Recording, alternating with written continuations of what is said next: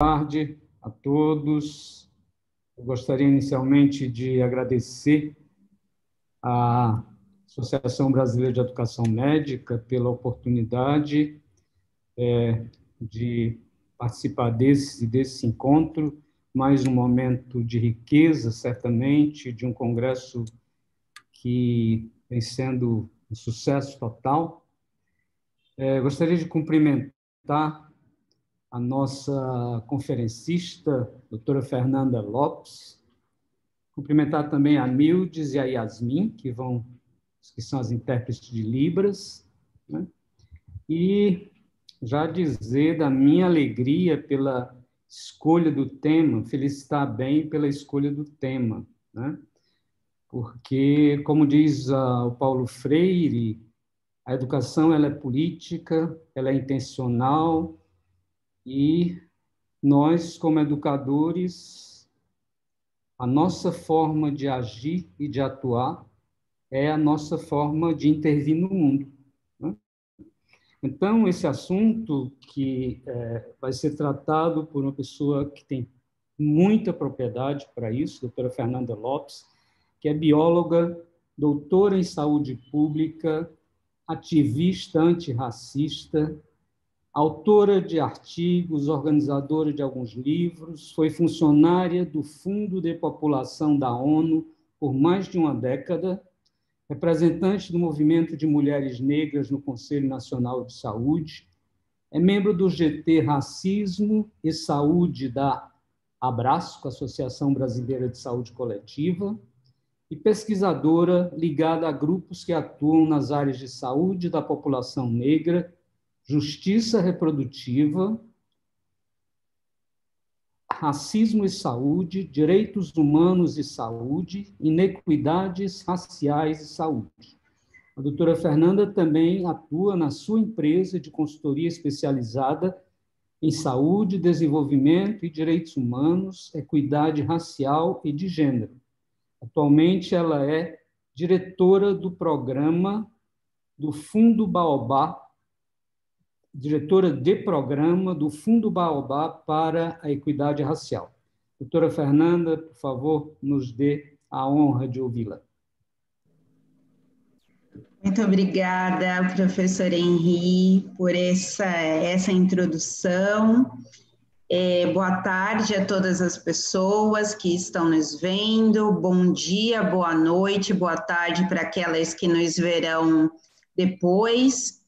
Eu quero, em nome da professora Denise Erdi, agradecer à comissão organizadora dessa edição 58 do Congresso Brasileiro de Educação Médica pelo convite, para contribuir, né, com algumas reflexões, para instigar soluções em torno do tema central do evento, que é educação médica em tempos de incerteza, qualidade, equidade e construção coletiva.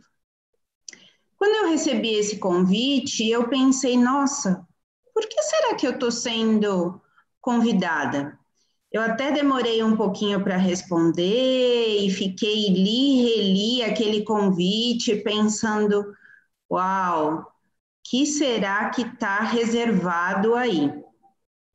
Depois, quando a professora Denise conseguiu falar comigo, ela também me explicou que meu nome havia sido recomendado pelas médicas que compõem o grupo de trabalho de saúde da população negra da Sociedade Brasileira de Medicina de Família e Comunidade. E aí eu pensei, nossa, ok, não é um convite, é quase que uma convocatória, né?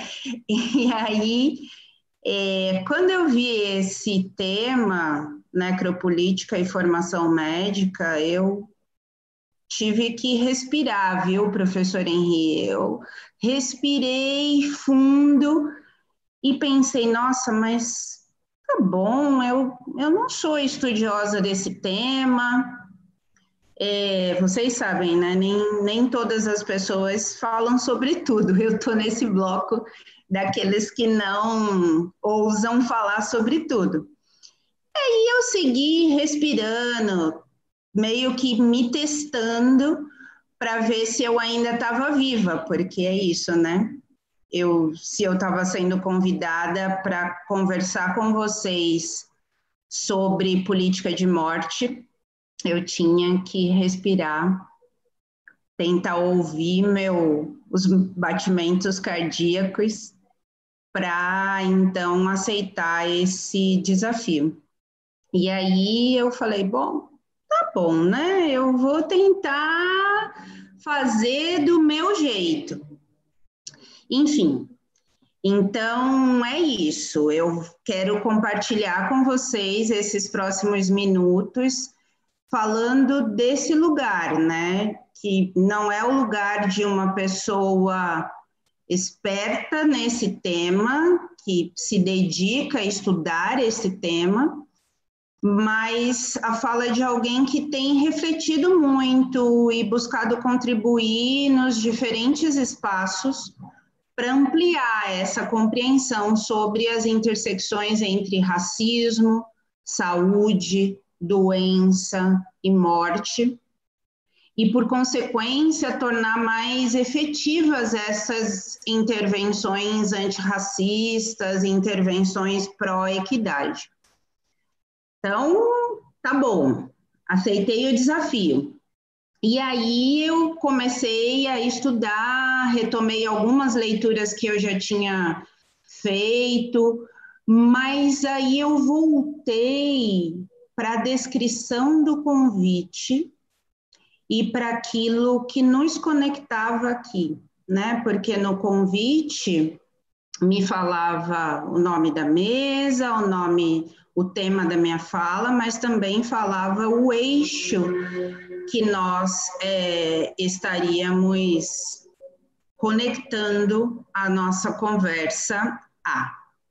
E o eixo era currículo, projeto político-pedagógico e responsabilidade social. E aí eu falei, nossa, que legal. Vou rememorar algumas coisas de quando eu fiz licenciatura. O professor Henri começou falando sobre Paulo Freire, né? Aqui na minha casa é uma casa paulo freireana, minha mãe é pedagoga, é psicopedagoga e é uma discípula do Paulo Freire, trabalhou com ele, inclusive, quando ele foi secretário de saúde, secretário de educação aqui no governo municipal, né? Eu estou falando de São Paulo. E aí eu fui rememorando aqueles pontos que me foram tão essenciais na minha formação profissional, mas também que foram e são essenciais na minha formação como pessoa, né? Quando minha mãe voltou a estudar, eu também já estava na escola, né? E foi crescendo na sua construção acadêmica, me dando a oportunidade de ter contato com alguns conteúdos que outras crianças não tinham, ou porque suas mães e seus pais não estudavam, ou se estudavam ainda estavam em outro degrau, né, do processo de educação formal, ou porque os seus pais já eram formados há muito tempo, né? Então, eu tive o privilégio de ter minha mãe estudando e crescendo na vida acadêmica quando eu já era grandinha também. Então, eu fui participando com ela e me deixando tocar por aquilo que ela estudava no curso de magistério, na faculdade de pedagogia e nos cursos que ela foi fazendo depois. E aí, há alguns anos, eu também atuei como professora, né? Porque eu sou bióloga de formação. Então, como professora no ensino médio e na universidade também, mas o que mais me marcou na minha carreira de docente foram os anos que eu fui professora e coordenadora pedagógica do cursinho pré-vestibular do Núcleo de Consciência Negra na USP. Por quê? Porque ali eu estive à frente do desenho do nosso projeto político-pedagógico, né? Eu era muito jovem, estava no início da faculdade, mas eu tinha essa tarefa de coordenar aquela iniciativa, ser a coordenadora pedagógica e de construir o nosso plano político-pedagógico. E aí, naquele momento, eu aprendi que o PPP é a identidade, é a constituição da instituição de ensino, né? E agora, recentemente, eu estava vendo uma entrevista do professor Júlio Furtado, que é um doutor em ciências da educação, que foi reitor universitário, que estudou em Havana, que é uma pessoa que eu aprecio. Então, ele reitera isso, ele fala que o PPP é a constituição da instituição de ensino, né? E que ela representa o compromisso dessa instituição com o social, com a formação do cidadão para um tipo de sociedade que se deseja. E ele é pedagógico porque define as ações educativas e as características necessárias para que essa instituição cumpra o seu propósito. Para o professor Júlio, um projeto político-pedagógico deve contemplar a missão da instituição de ensino, ou seja, ele deve ser a declaração explícita dos valores e das aspirações dessa instituição de ensino. E aí, bom, eu fui resgatando um pouco mais, né? Como a gente sabe, a missão de uma instituição de ensino deve responder principalmente a duas perguntas. Bom, em que educação que essa instituição acredita, que aluno que ela quer formar? No nosso caso aqui, pensando na educação médica, então a pergunta que não pode calar é: que profissional médico essa instituição quer formar? Como constituir estes projetos político-pedagógicos, né? O que ele deve contemplar, para além de descrever e ser adequado ao corpo discente, ao corpo docente, a toda a comunidade daquela escola, daquela instituição. Mas o PPP, em especial de instituições de educação médica, ele precisa descrever a relação com as famílias, com os recursos que vão ser utilizados, que estágio atual de resultados que vocês já se encontram. É preciso que o PPP tenha imagens objeto, né? Nós, na epidemiologia, nós trabalhamos com imagens instantâneas, com fotografias instantâneas da realidade. Mas todas as vezes que a gente tira uma fotografia da realidade, expressa nos números, na distribuição das doenças, dos agravos, das mortes, a gente constrói também uma imagem objeto. Uma imagem objeto que é onde a gente quer chegar, para onde a gente quer ir, que detalhes a gente quer enxergar nesta nova imagem. É assim que a epidemiologia pode e deve contribuir para a assistência, para a gestão, para cumprirem com o seu papel de transformar a realidade em saúde da população, das pessoas e da população.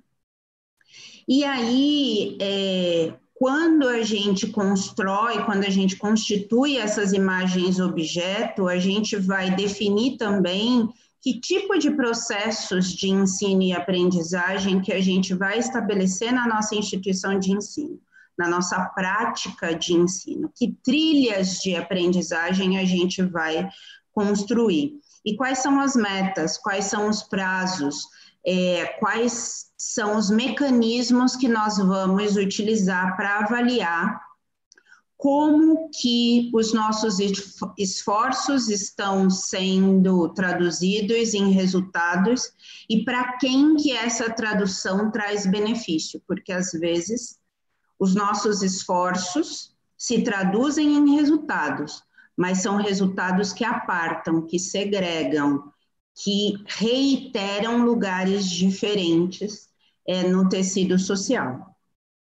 Então, o projeto político-pedagógico, ele precisa também estabelecer as diretrizes, as expectativas pedagógicas que nós queremos, precisa apresentar os planos de ação para alcance dessas metas. Eu retomei todos esses pontos porque, na prática, a gente sabe a importância de ter todos os docentes, todo o corpo discente, conhecedores e responsabilizados pelo cumprimento de um projeto político-pedagógico.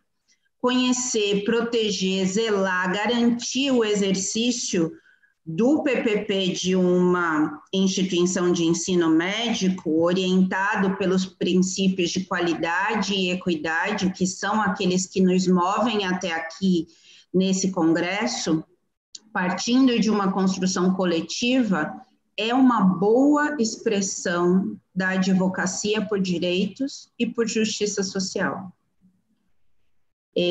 O projeto político-pedagógico reitera que o processo coletivo de construção do mesmo, ele se constitui numa excelente estratégia de integração, mas, para além disso, gera mudanças de procedimento, convoca todas as pessoas que compõem a instituição a olhar para um mesmo lado, a compartilhar os mesmos ideais, e dessa forma se tornam parceiros.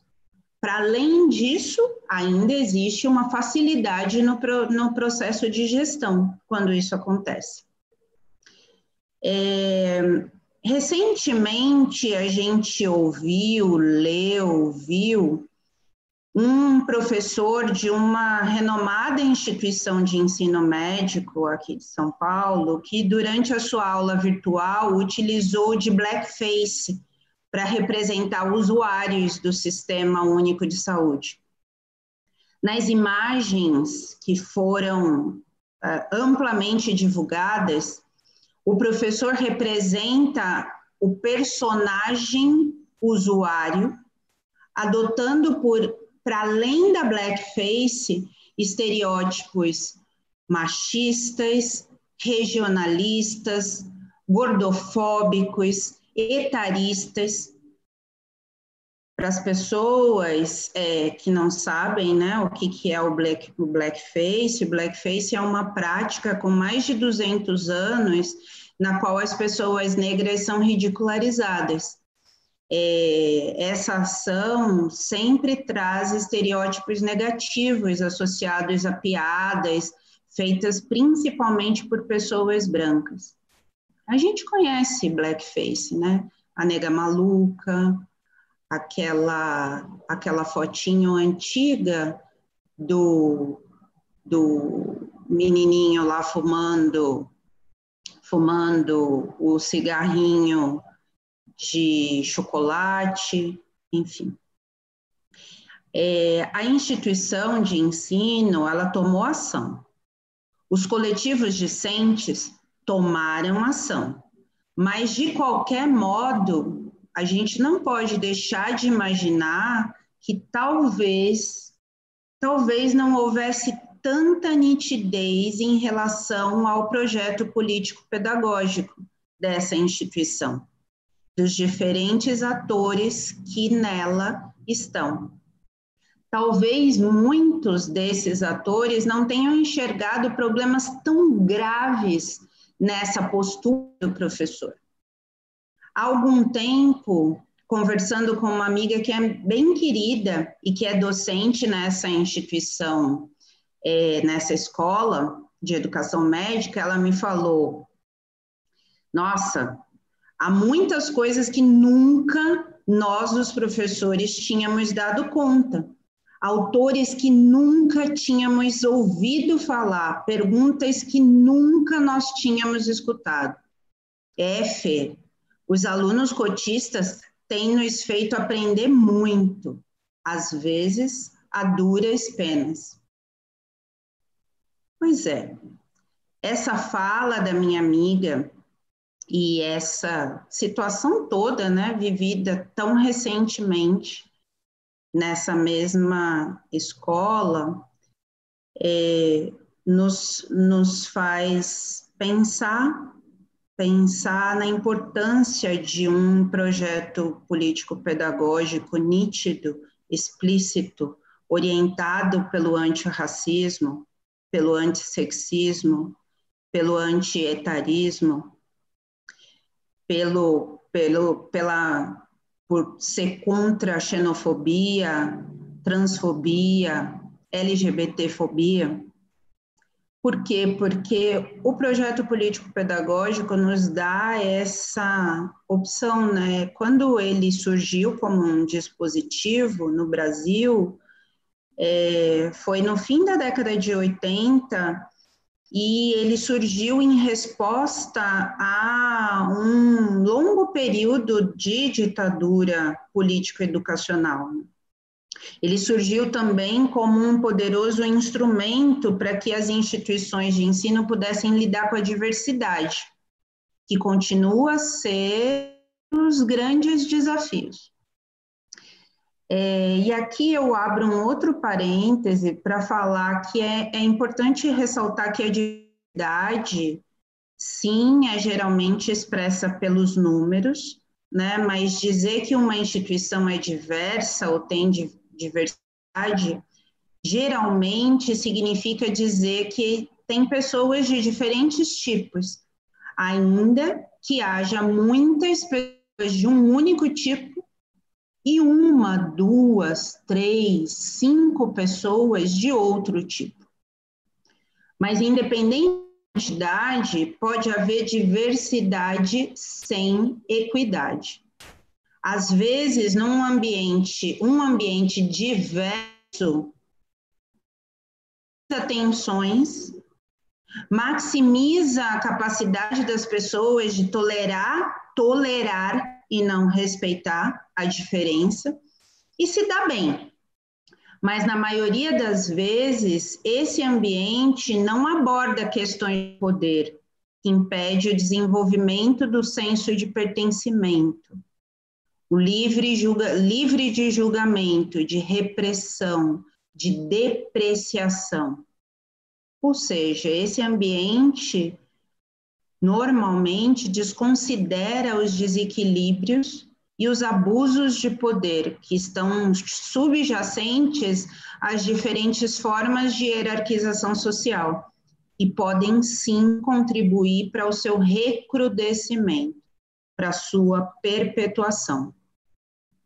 Bom, aqui eu faço uma observação, né? Eu espero que vocês estejam muito atentos a esses 2 parênteses que eu abri sobre o blackface e sobre a diversidade versus equidade, porque é preciso ir conectando os pontos para compreender a multidimensionalidade da discussão sobre necropolítica e educação médica. E aí, trazendo a pandemia como nosso pano de fundo, eu trago um ponto, né, que assim, a pandemia da Covid-19, ela instalou no mundo muitas incertezas, ela nos deixou atordoados, né, desnorteados, mas ela também nos trouxe muitas certezas. Aqui no Brasil e em outros países do mundo, a pandemia descortinou uma estreita relação entre desigualdades, adoecimento, mortes. Para isso não era novidade, né? pensando nas pandemias, nas crises sanitárias internacional, foi assim com o ébola, com o Zika, mas para outros que talvez não estivessem tão atentos, tão atentas, tão atentes, foi a pandemia da Covid-19, está sendo a pandemia da Covid-19 um choque de realidade. Em junho, quando eu estava me preparando para uma live, foi logo no início de junho, né? E aí eu fui ler uma nota de pesquisa, naquela época recentemente publicada, que se chama Análise Socioeconômica da Taxa de Letalidade da Covid-19 no Brasil. Essa nota foi publicada pelo Núcleo de Operações em Inteligência em Saúde, o NOIS, que reúne diversas instituições de ensino e pesquisa e diferentes pesquisadores do Brasil e de outros países. E de lá eu fui selecionando alguns dados para aquela apresentação, e eu trouxe alguns daqueles dados também para a gente conversar aqui. Aqueles dados, aquele estudo, ele se orientou nas notificações, na análise das notificações de internação realizadas pelas unidades de saúde pública e privada, internações por síndrome respiratória aguda grave. Os autores constataram que as chances de morte de um paciente preto ou pardo,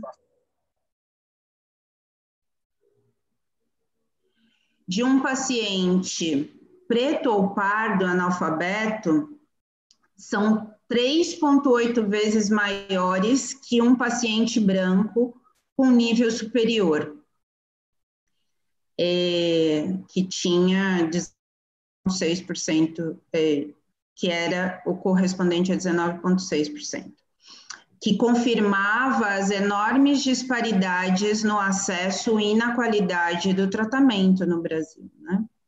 Os autores também verificaram ainda que a proporção de óbitos em pacientes pretos e pardos foi maior que a observada entre brancos, mesmo controlando por faixa etária, nível de escolaridade, mesmo em municípios com índice de desenvolvimento humano municipal elevado.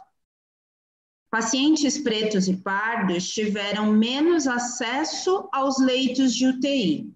E ainda que contassem com todo o aparato que vocês, muito melhor do que eu, conhecem de cuidados intensivos, nesse grupo de pacientes pretos e pardos que tiveram acesso aos leitos de UTI, que se utilizaram dos leitos de UTI, 74% tiveram desfecho morte. Mas entre os brancos que se utilizaram dos leitos de UTI, a recuperação correspondeu a 41% dos casos. Ou seja, a proporção de morte para esses foi de 59%, enquanto que entre os pretos e pardos, 74%. Como descrito no último boletim do Observatório Covid-19 da Fiocruz, publicado agora, na semana passada, se por um lado, parte expressiva da população brasileira acometida pela Covid-19 teve acesso aos serviços de saúde em diferentes níveis de complexidade, por outro, a pandemia expôs muitas fragilidades do sistema, né, que foram acumulados em função do subfinanciamento, dos problemas de gestão. O diagnóstico inicial da capacidade instalada no país para o atendimento dos pacientes graves de Covid-19 demandaram estruturas de cuidado complexas. E isso estampou grandes desigualdades entre as regiões e uma forte concentração de recursos voltados para o setor saúde suplementar, em áreas muito específicas, com proporções elevadas de beneficiários de planos de saúde. Mostrou-se gritante a diferença entre a disponibilidade de leitos de UTI para atender os 75% de cidadãos brasileiros dependentes do SUS e os 25% cidadãos brasileiros portadores de plano de saúde. Essa fotografia, mais uma vez, eu me choquei. Me choquei por ser sanitarista e convicta defensora do SUS, por compreender o peso da emenda constitucional 95, que institui o novo regime fiscal no âmbito dos orçamentos fiscal e da Seguridade Social da União, que terá vigor se não for revogada, porque lutamos pela revogação dessa emenda, mas se não for revogada, seguirá em vigor por 20 exercícios financeiros. Ela é um dispositivo de morte. Ela é um dispositivo de necropoder. Eu me choquei por ser parte desse segmento populacional que se auto-identifica preto ou pardo e que, segundo o IBGE, é sobre-representado no mercado informal de trabalho, não tem tanto acesso à saúde suplementar e, por consequência, é aquele que mais se utiliza exclusivamente dos serviços da rede SUS. Eu me choquei porque, embora eu faça parte da minoria negra que teve condições de exercer remotamente o seu trabalho, embora eu faça parte da minoria negra que tem acesso a bens materiais e simbólicos, eu sigo vivendo aquilo que as pessoas parecidas comigo vivem. Eu seguirei sendo aquilo que as pessoas parecidas comigo são. Por isso eu estou aqui com vocês, porque não basta se chocar, né? É preciso converter o choque em energia. Muitos de nós somos cientistas, né? A minha formação básica é na biologia. Então, antes de ser sanitarista, eu percorri esse universo das ciências experimentais, né? Então, o choque sempre gera mais energia, mais e mais energia. Mas além de toda essa reflexão, eu também me lembrei de um artigo que eu li por acaso há alguns anos, que versava sobre representação social da morte no contexto de UTI e formação médica. E eu fui revisitar esse texto. O estudo qualitativo, conduzido por duas pesquisadoras, Luana Ferreira de Almeida e Eliane Brígida Moraes Falcão, que foi publicado em 2013 na Revista Brasileira de Educação Médica, entre outros pontos, destacava que os entrevistados, para os entrevistados, os sentidos atribuídos à morte humana podem sofrer variações, segundo o momento histórico, os contextos socioculturais, o tipo de paciente e as condições de morte. Bom, agora eu imagino que vocês devem estar pensando, mas ela está falando uma coisa que não se conecta, né? Esses pontos não devem ser conectados com necropolítica, com Covid, não tem a ver. E aí eu convido a rememorar uma frase do Heidegger, né? A morte, à medida em que existe, é, a cada momento, essencialmente minha. Pois é, eu citei o Heidegger, né?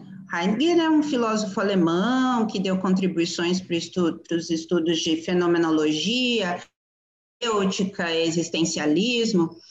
Eu usei como referência o Heidegger, o Habermas, o Tove e vários outros autores que me foram apresentados na época do doutorado, quando eu resolvi trazer autores negros americanos e ingleses que se utilizavam da teoria racial crítica para analisar os dados epidemiológicos.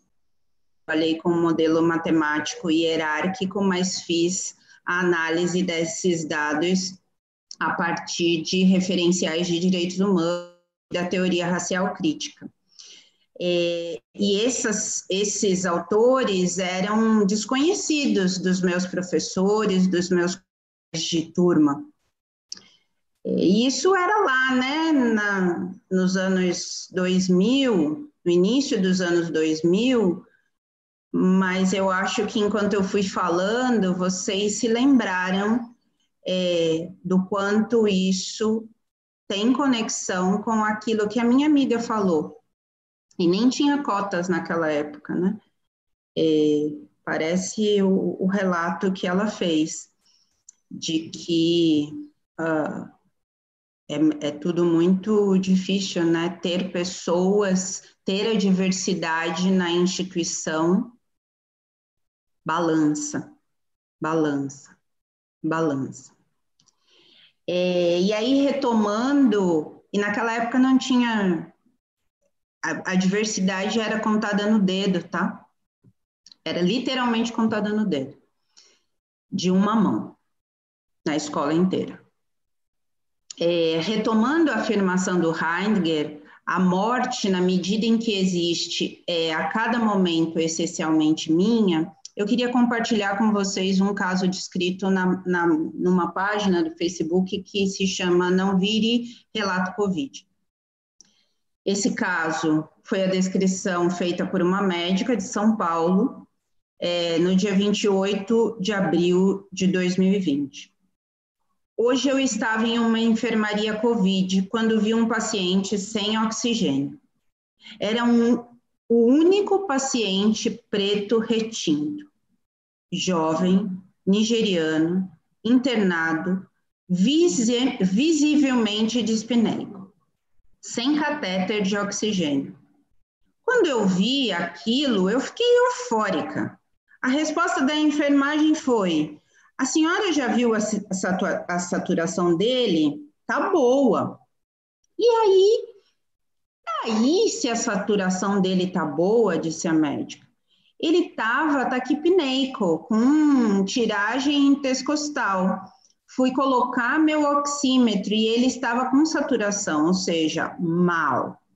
Daí, quando eu pedi para colocarem o catéter de oxigênio, eu descubro que a cama dele era a única que não tinha saída de oxigênio perto. Nossa, eu revirei aquele lugar até colocar ele confortável, com máscara reinalante para respirar dignamente. Mas tinha um problema. Ele estava internado há 36 horas. 36 horas numa enfermaria Covid sem oxigênio. Isso é tão absurdo que nem sei o que dizer. Fecho aspas. Seria esse corpo um corpo matável? Se houvesse morte, e eu espero que não tenha havido, mas quantos de vocês sentiriam como se a morte dele fosse essencialmente a sua morte? Pronto, aterrissamos. Nossa amiga médica e seu paciente de origem em um país africano são os que nos situam na discussão sobre necropolítica e educação médica. A origem do termo necropolítica parte da obra do filósofo, técnico, teórico político, historiador e intelectual camaronês Attili Mbembe. O professor Attili nasceu na República dos Camarões, um país da região ocidental da África Central, em 57. Hoje ele é professor de História, de Ciências Políticas de duas universidades, uma em Joanesburgo e outra nos Estados Unidos. Como estudioso da escravidão, da descolonização e da negritude, Mbembe relacionou o discurso e o poder de Foucault ao racismo institucional presente nas sociedades contemporâneas. que fortalece políticas de morte ou necropolítica. Para o autor, necropolítica é o poder de ditar quem pode viver e quem deve morrer, com base no biopoder e em suas tecnologias de controlar populações. O deixar morrer, esse deixar morrer se torna aceitável, mas não é aceitável para todos os corpos. O corpo matável é aquele que está em risco de morte a todo instante, devido ao parâmetro definidor primordial de raça, de etnia, de origem, de cultura ou de outra contribuição que atribua a esse dado grupo humano menos valor, quando comparado aos demais. Se voltássemos ao relato de indignação da médica em relação ao tratamento conferido ao migrante nigeriano, que por 36 horas esteve naquela condição que eu vos relatei, podemos compreender o movimento de Mbembe de ir além dos postulados por Foucault. Para Mbembe, através de diversas intervenções institucionais, se articula um novo tipo de poder, um poder polimorfo, um poder político capilar, que visa fixar cada um ao aparelho de produção. Então, um conjunto de pequenos poderes que provocou o surgimento de uma série de saberes que visam correção, normalização dos sujeitos. Para esse autor, hospitais, escolas, prisões e outras instituições disciplinares seriam responsáveis por corrigir e deixar saudáveis os corpos, por meio de um poder que se esparrama em malhas discursivas que criam saberes e criam práticas. Mas esses saberes e práticas, essas malhas discursivas que permitem a alguns corpos serem saudáveis, são só para alguns, porque só alguns corpos merecem se converter em corpos saudáveis. Para o autor, a escravidão foi uma das primeiras manifestações de experimentação biopolítica. Àqueles que não se alinharam à fábrica de normalização de sujeitos e, por essa razão, têm sido calculadamente conduzidos à morte. Existe uma aceitabilidade do fazer morrer, que historicamente testemunha uma crueldade, e muitos de nós somos testemunhas oculares dessa crueldade. Em seu relato, aquela médica restauradora, indignada, ela finaliza com uma frase que eu não li naquele momento e lerei agora. O racismo mata. Mata como tiro no peito.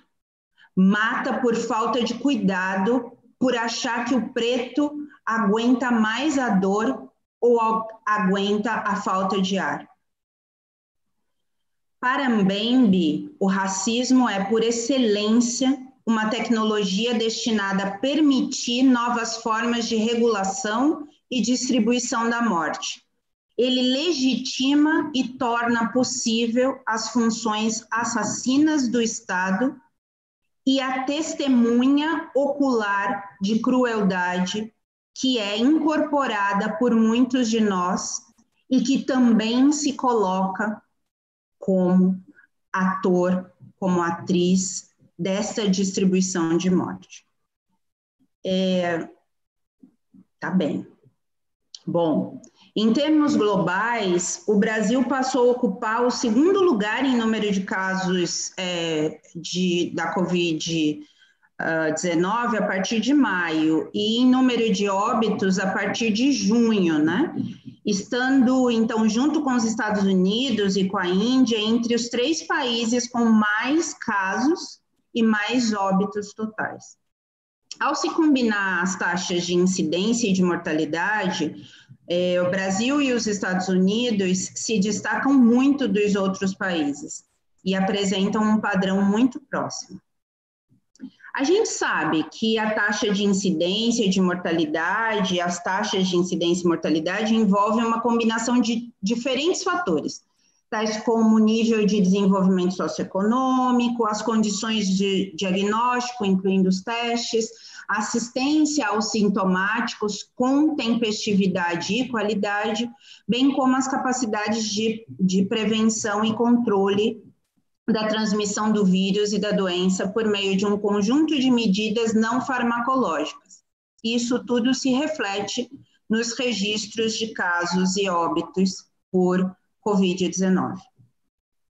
Nos Estados Unidos, até 29 de julho, quando comparados brancos e negros, a estimativa de mortes em excesso era cerca de 5,7 vezes em prejuízo dos negros.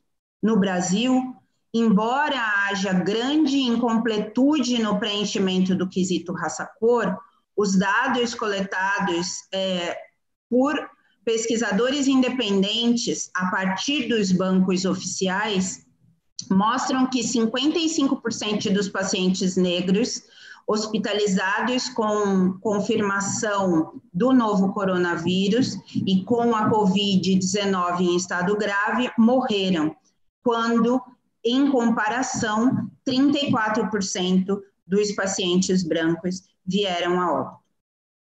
Como descrito pelas pesquisadoras Edna Araújo, da Universidade Estadual de Feira de Santana, e Kia Cadwell, da Universidade da Carolina do Norte, nos Estados Unidos, o Brasil possui assistência médica gratuita e universal através do SUS, mas infelizmente, o que é diferente dos Estados Unidos, mas infelizmente a precarização, o subfinanciamento desse sistema tem colocado em risco principalmente as populações vulnerabilizadas que mais se utilizam do SUS. Até o dia 23 de setembro, entre os mais de 300 mil casos da síndrome gripal confirmadas para a Covid-19 em trabalhadores da saúde, os mais acometidos eram os técnicos e auxiliares de enfermagem, 34%, os enfermeiros, 15%, os médicos, 10%, os agentes comunitários de saúde, 5%, os recepcionistas das unidades de saúde, 4,4%, os fisioterapeutas, 2,7%, profissionais que têm tido uma forte atuação nas unidades de terapia intensiva incluso. Como descrito no boletim Fiocruz, os trabalhadores formais de frigoríficos da indústria do petróleo também foram fortemente acometidos pela Covid-19. A Agência Nacional do Petróleo, Gás Natural e Biocombustíveis, por exemplo, informou que nos meses de abril e maio a produção foi interrompida temporariamente entre 38 campos devido aos efeitos da pandemia da Covid. E isso teve um forte impacto na indústria de petróleo do país, né? A Confederação Nacional dos Trabalhadores de Alimentação estima que cerca de 120 mil trabalhadores tenham sido infectados até o mês de agosto, o que também levou a interdições nessa indústria nos vários estados. Mas ainda que a situação de saúde desses trabalhadores formais, dos setores com grande visibilidade e importância na economia nacional, revele uma extrema vulnerabilidade, seja pela escassez e inadequação no uso dos artefatos de proteção individual, dos equipamentos de proteção individual, seja por jornadas e processos de trabalho que são extenuantes em ambientes impróprios, mais importante que suas vidas e as vidas de suas famílias foi a reiteração por parte de representantes eleitos por grande parcela da população para estarem a serviço do Estado, de que a imunidade de rebanho seria a melhor estratégia para vencer as crises, fosse a sanitária ou a econômica. Ao conceituar necropolítica, Mbembe vai evidenciando as várias formas pelas quais, no mundo contemporâneo, existem estruturas cujo objetivo é provocar a destruição de alguns grupos. Essas estruturas são formas contemporâneas de vida sujeitas ao poder de morte e seus respectivos mundos de morte.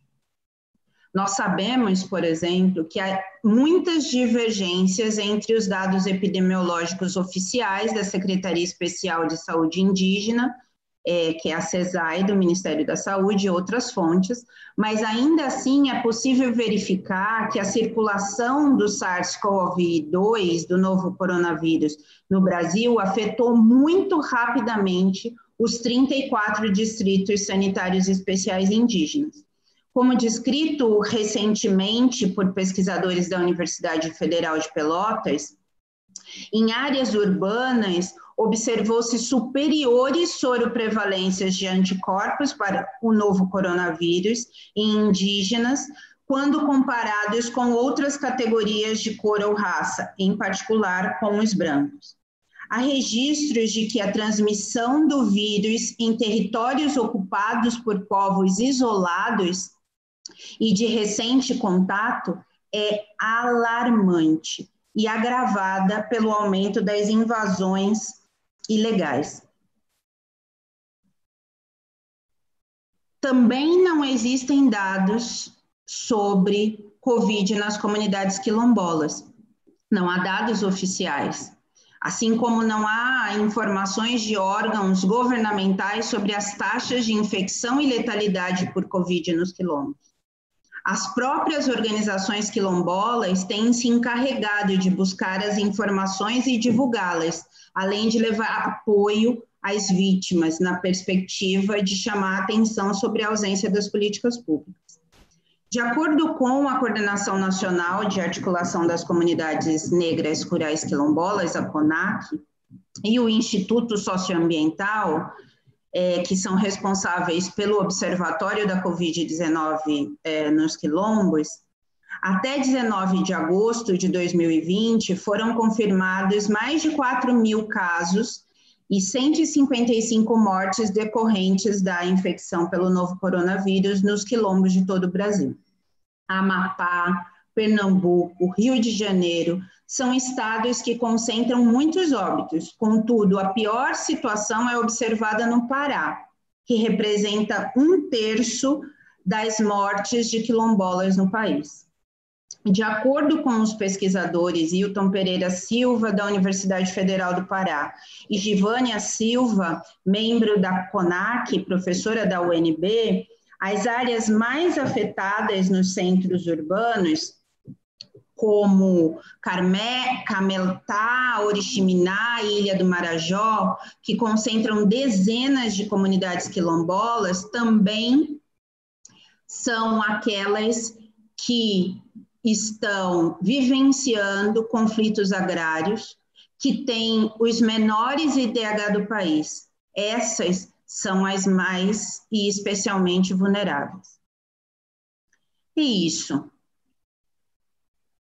O construtor desse conceito de necropolítica afirma que, dentre os arquétipos dessa construção do paradigma do Estado moderno, convivem vários mecanismos biopolíticos que, para garantir que os soberanos sigam exercendo o poder de matar, de tal maneira que essa política possa ser institucionalizada. O Estado pode se constituir um Estado nazista, que a gente bem conhece, que se orienta pelos mecanismos de poder conferidos pelo racismo e define um subgrupo para perseguir. Pode se constituir num Estado assassino, porque exerce a consolidação do direito de matar, e, ao mesmo tempo, pode se constituir em um Estado suicida, porque coloca os integrantes daquela categoria dita privilegiada como uma espécie a ser preferencialmente protegida, de tal modo que lhe é consagrado o direito de matar e atingir aqueles fins. Então, é um Estado que opera numa sombra personificada. Como descrito por Amartya Sen, o bem-estar de uma pessoa está conectado com o domínio que ela tem sobre os bens econômicos tradicionais. Mas as oportunidades que ela tem de fazer escolha e alcançar realizações em sua vida não são limitadas apenas pelo seu conjunto orçamentário e outros fatores conectados à riqueza ou à renda. São muitas, e nós sabemos, são muitas as circunstâncias individuais e sociais que afetam a conversão de bens e serviços em atividades e estados pessoais, em oportunidades para uma pessoa dispor de realizar aquelas coisas que ela considera valiosa. E isso ficou muito nítido quando observado quem foram as pessoas que puderam vivenciar o distanciamento físico durante a quarentena. Os trabalhadores da saúde, médicos e outros profissionais, deixaram de ter essa oportunidade em função da natureza de suas atribuições profissionais. Mas, segundo os pesquisadores da PUC Minas, para pretos e pardos, cuja atuação era em outro setor que não saúde, apenas 17% pôde vivenciar o distanciamento físico e o trabalho remoto. Entre brancos, a proporção sobe para 31%, o que coaduna com a leitura feita pela docente do Departamento de Formação em Psicanálise, Marta Cerutti, aqui do Instituto Sede Sapiense, Marta Cerutti, em relação ao conceito de necropolítica. Para essa autora, num artigo que foi publicado muito recentemente, a necropolítica se constitui numa importante atualização da crítica social Foucaultiana para fenômenos das periferias do capitalismo. E essa reflexão da professora Marta sobre necropolítica como um fenômeno para entender as periferias do capitalismo nos permite compreender quem, quando, onde e por que, apesar de sobreviver no inferno, e sobrevivendo no inferno, para alguns que conhecem, é o nome de um álbum dos Racionais MC, mas é também o título do artigo da professora, Sobrevivendo no Inferno, porque que para essas pessoas, embora já sobrevivam no inferno, elas acabem por ser sempre levadas à morte.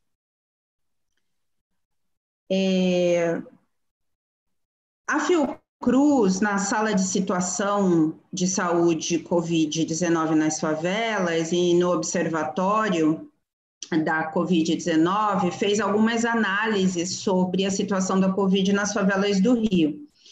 E o que foi observado foi uma diferença nas taxas de incidência de Covid-19 em bairros sem favelas ou com baixa concentração de favelas e em relação àqueles que eram classificados como de altíssima concentração de favelas. Então, existia uma taxa de incidência bastante maior nos bairros sem favela ou com baixa concentração de favela, quando comparados àqueles de altíssima concentração de favela. E essa situação pode ser, em parte, explicada pelo baixo acesso à testagem nas populações desses territórios. A exclusividade do critério laboratorial até o mês de junho, né, para confirmação dos casos de Covid, a restrição do acesso aos testes, inclusive em alguns casos graves que necessitavam de internação, configuram esse contexto de baixa testagem nos serviços públicos de saúde, baixa testagem entre aqueles e aquelas que residem nos territórios favelados, não só do Rio de Janeiro. Esse fato trouxe muitas dificuldades, né, para mensurar a magnitude da doença, e a gente sabe da subnotificação, dos limites de produção de informação específicas sobre favela, as dificuldades de acompanhamento das taxas de incidência nessas populações, mas ainda assim existem evidências da periferização da doença. Em março, no início da pandemia, as maiores taxas de incidência foram encontradas em bairros, no caso do Rio, né, na Zona Sul, com maior poder aquisitivo, mas no decorrer desses meses seguintes, a incidência da doença apresentou maior expressão nos bairros periféricos. Aqui em São Paulo, a população negra urbana tem 60% mais chance de morrer vítima da Covid-19 quando comparada à população branca, sendo maior a chance de morrer observada entre os residentes dos bairros periféricos da cidade. Isso tudo sem considerar a elevação dos óbitos domiciliares, com um atesto de causa indefinida. E isso pode ser um outro fator muito importante, né, para analisar as taxas de mortalidade nesse segmento populacional. Enfim, essa produção de fronteiras geográficas e hierarquias territoriais, de zonas de enclaves, de subversão dos regimes de propriedade e classificação de pessoas de acordo com as diferentes categorias, isso também tem a ver com necropolítica. Para Mbembe, essa atribuição de um espaço desqualificado para os corpos situados às margens das cidades, às margens dos centros, são novos processos de controle físico e geográfico, sem, no entanto, se desconectar do exercício da soberania colonial e escravocrata. E aí eu queria finalizar falando sobre a morte materna.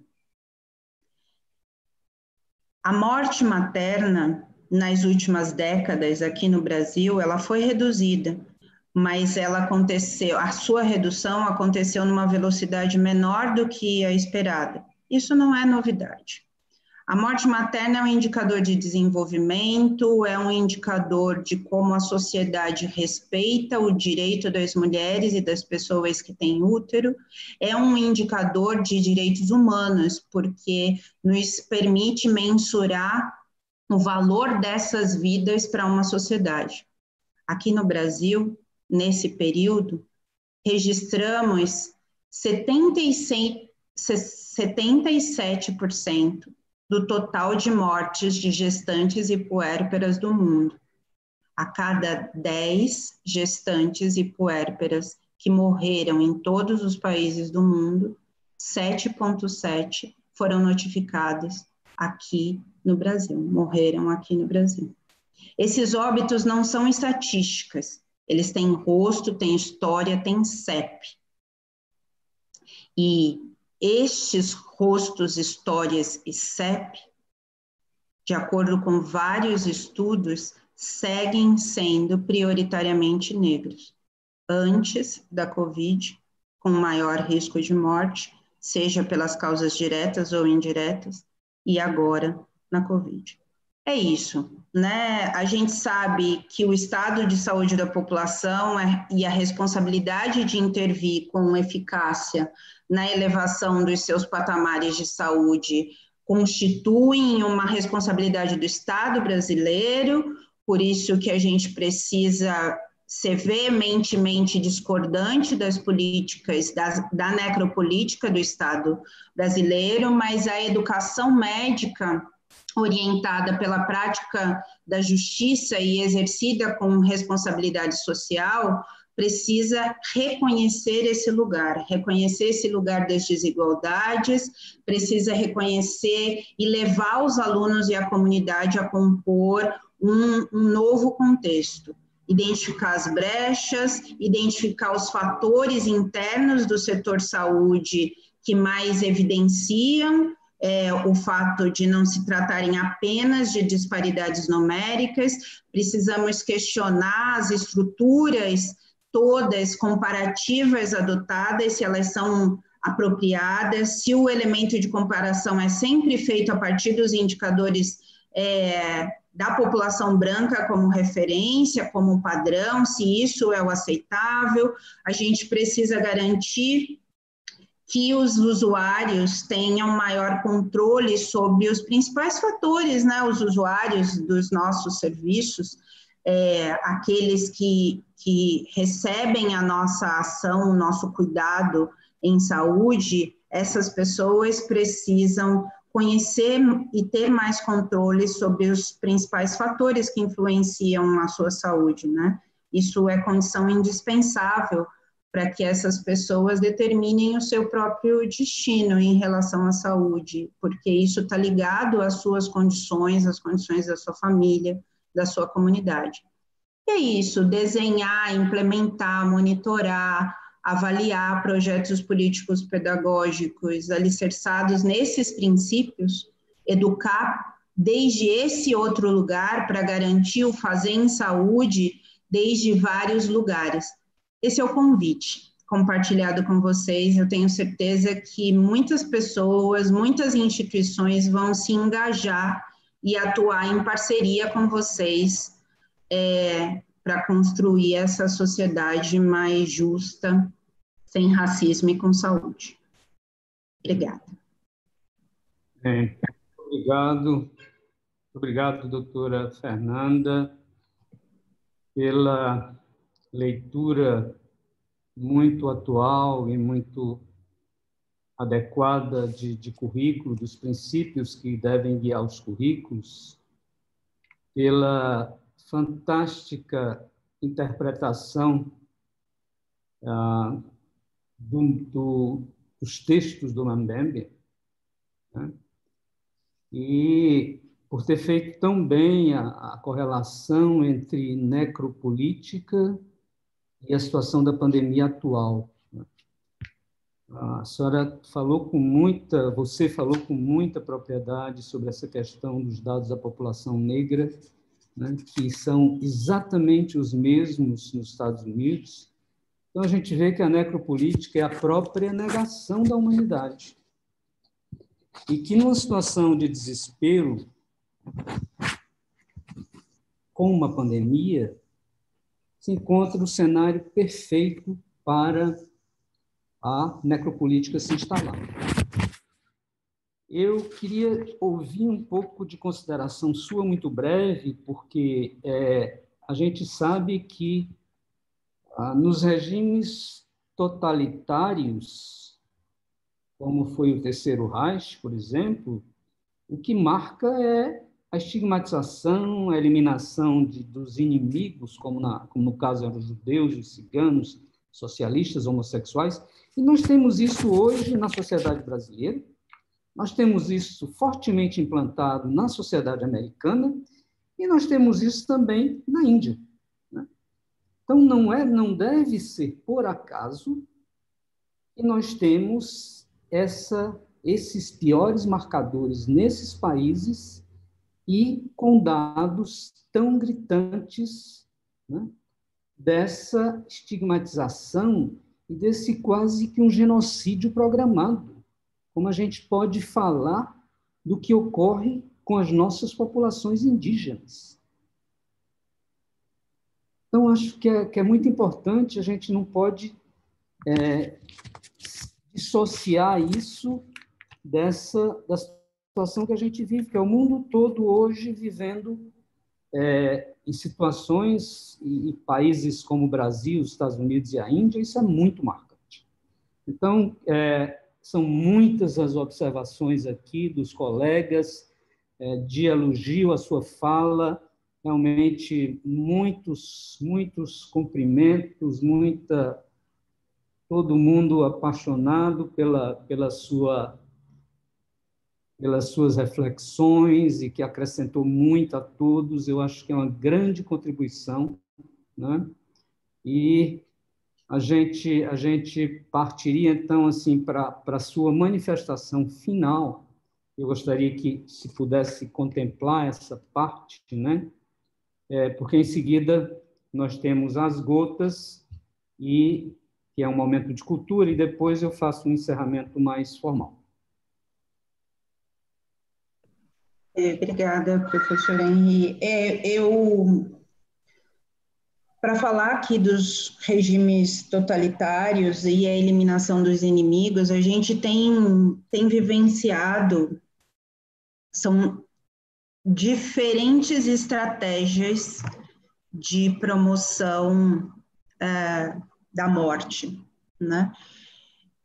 Nós falamos, o senhor falou sobre, destacou alguns fatos históricos e que remontam situações de genocídio.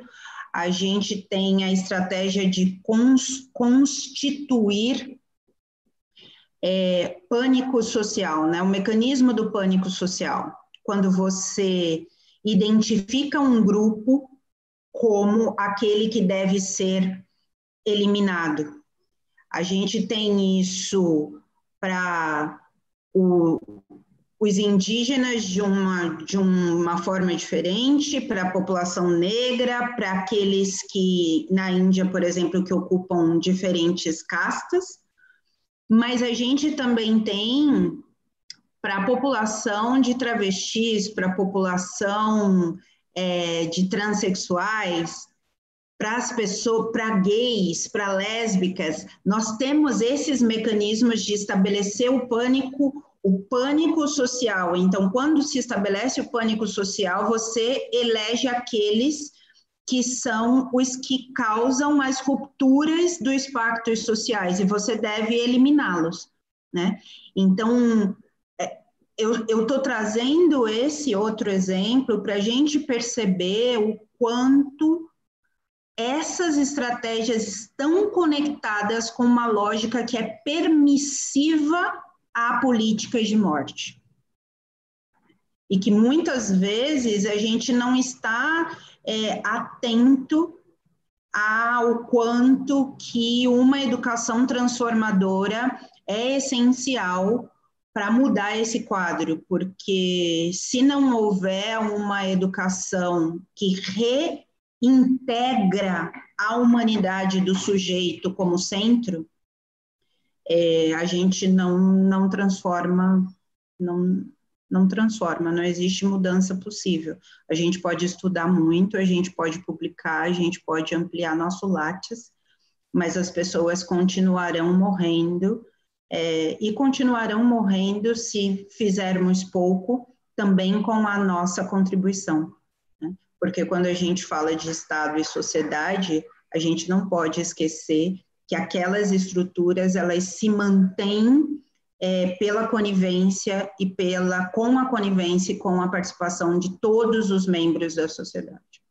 Então, eu queria, com isso, agradecer muito essa oportunidade de estar com vocês, de contribuir com vocês, e me coloco à disposição sempre para construir esse espaço que seja um espaço diferenciado e mais justo. Obrigada.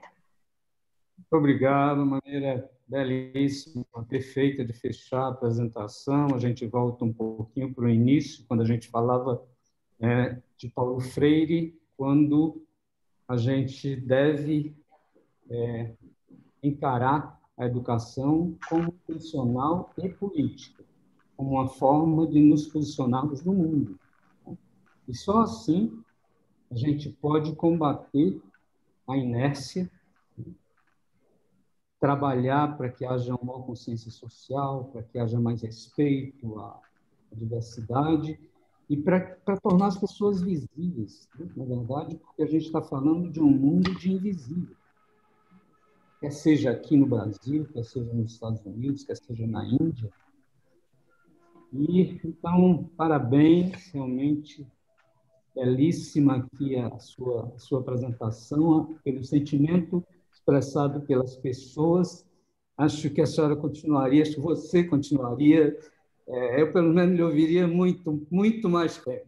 Tenho certeza que todos que acompanham também. Então, muitíssimo obrigado.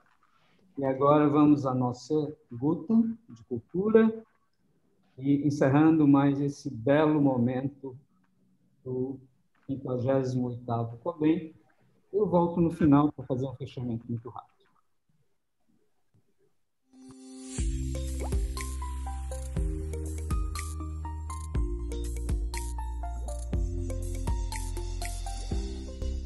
Há 34 anos, em 2 de agosto de 1986, em Fortaleza, nascia a Direção Executiva Nacional dos Estudantes de Medicina durante o 17º ESSEM.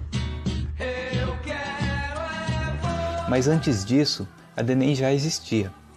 Existia meses antes, na 8ª Conferência Nacional de Saúde, que aprovou saúde universal para o povo brasileiro, e anos antes, no movimento da reforma sanitária, que ousou pensar na saúde para além da doença.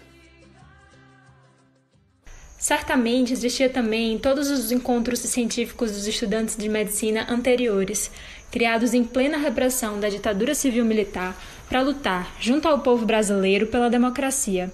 Memória de um tempo onde lutar por seu direito é um defeito que mata. Mas até antes disso, no movimento estudantil brasileiro, que carrega um legado histórico de lutas pela soberania nacional. E o que falar do movimento estudantil latino, que há mais de um século se propõe a questionar? Para quem serve a universidade? Para quem serve a universidade? Para quem serve a universidade?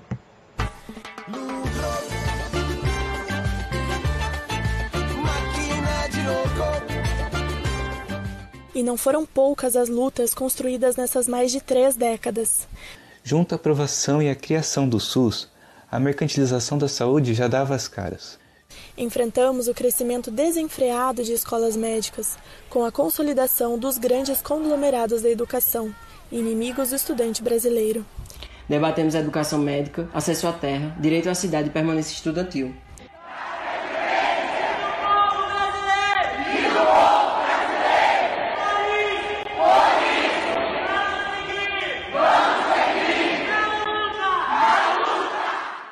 E hoje, com 34 anos, nascida logo depois da redemocratização brasileira, a DENEM enfrenta cheia de energia o que talvez seja a nossa maior luta.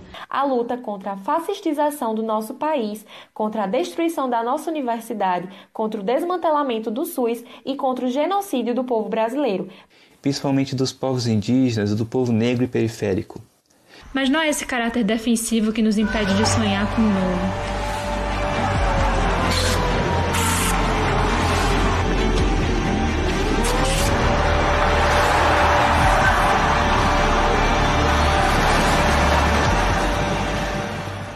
Somos capazes também de lutar por uma nova universidade, uma nova saúde pública e, sobretudo, por um novo país. DENEM. 34 anos na luta junto ao povo brasileiro.